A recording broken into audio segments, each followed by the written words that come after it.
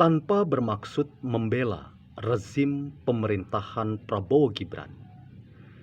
Apa yang dilakukan oleh Badan Eksekutif Mahasiswa Fakultas Ilmu Sosial dan Ilmu Politik Universitas Airlangga Surabaya tidak dapat dibenarkan dalam koridor politik dan demokratisasi di tanah air. Mengapa? Karena kita semua sudah sepakat, dan itulah laku konstitusional kita, bahwa Prabowo Subianto dan Gibran Rakabuming Raka telah ditetapkan dan dilantik sebagai Presiden dan Wakil Presiden Republik Indonesia untuk 5 tahun ke depan. Bagaimana analisis filsafat hendak memberikan catatan kritis terkait upaya satire yang bernada nyinyir, yang bernada sangat tidak ilmiah dan tidak demokratis, yang dikembangkan oleh teman-teman BEM FISIP UNAIR terkait dengan upaya mereka melakukan pelemahan terhadap Prabowo Gibran sebagai presiden dan wakil presiden kita. Selamat datang dalam channel Meragukan Filsafat, sebuah channel yang dibangun untuk turut mengedukasi ruang publik Indonesia. Dengan menggunakan perspektif pemikiran filsafat, kita hendak membaca fenomena sosial, politik, kebudayaan dalam konteks Indonesia kontemporer, tanpa berpretensi untuk menggiring opini kita, mempercayai pandangan-pandangan dalam channel ini. Teman-teman, izinkan saya untuk mengajukan sebuah tesis pendek, bahwa Badan Eksekutif Mahasiswa FISIP UNAIR punya kebenarannya sendiri. Mengapa saya ingin mengatakan bahwa mereka punya kebenaran sendiri? Paling tidak, kebenaran yang mereka miliki adalah kebenaran menurut apa yang mereka pikirkan. Dalam tradisi pemikiran filsafat Yunani, biasanya kita ketika berbicara tentang kebenaran, kita selalu mengutip dua kata, yaitu aletheia dan dikaiosune. Kedua kata ini sama-sama diterjemahkan dengan kebenaran, tetapi keduanya memiliki perbedaan yang sangat signifikan. Aletheia adalah kebenaran yang hakiki, yang tetap, yang tak berubah. Itulah kebenaran milik Sang Logos. Dibandingkan kebenaran aletheia, ada istilah lain, yaitu dikaiosune. Itulah kebenaran manusia.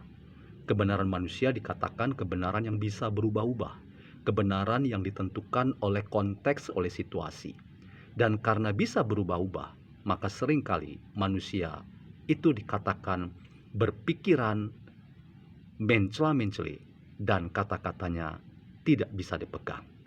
Dalam konteks itulah teman-teman, apa yang dieksplorasi oleh teman-teman dalam Badan Eksekutif Mahasiswa FISIP UNAIR pada dirinya punya kebenaran, tetapi kebenaran itu datang dari apa yang mereka pikirkan.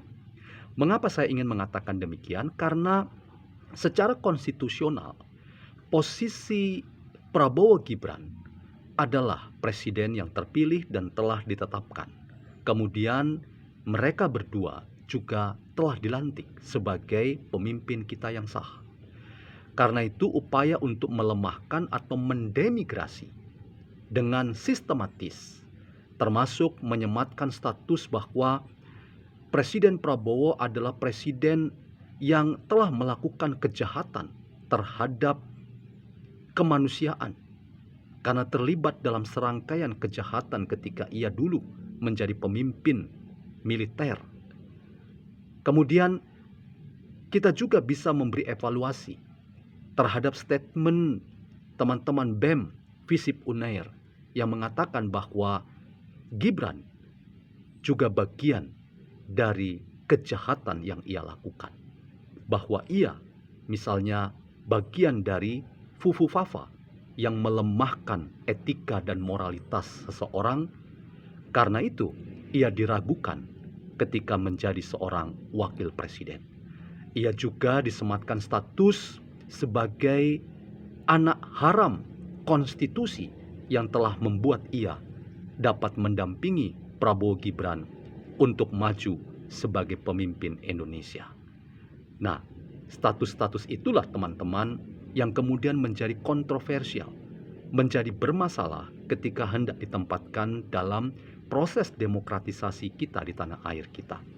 Tetapi saya bisa mengerti teman-teman, bahwa upaya yang dilakukan oleh BEM Visip Unair untuk mendemigrasi Prabowo Subianto dan Gibran Rakabuming Raka, sekalipun bagi mereka punya kebenaran, tetapi kebenaran itu sekali lagi adalah kebenaran di Kayosune yang mencela-mencele, yang membelakangi atau bahkan menyatakan tidak setuju pada proses konstitusional, dan itu sama dengan melanggar konstitusi. Karena itu kita layak mengatakan bahwa upaya melemahkan proses konstitusional kita yang dilakukan oleh teman-teman BEM Visip Unair itu tidak pernah kita dapat benarkan. Dan karena itu kita juga bisa mengatakan pandangan mereka, sekalipun buat mereka itu punya kebenaran, tapi kita bisa menganggapnya itu sebagai sampah belaka. Karena itu teman-teman, kita bisa memberikan apresiasi bahwa proses konstitusional kita telah menempatkan Prabowo Gibran sebagai pemimpin kita yang sah sampai hari ini. Dan itu juga sekaligus memberikan dorongan bagi kita agar kita menjadi warga yang taat pada proses konstitusional kita.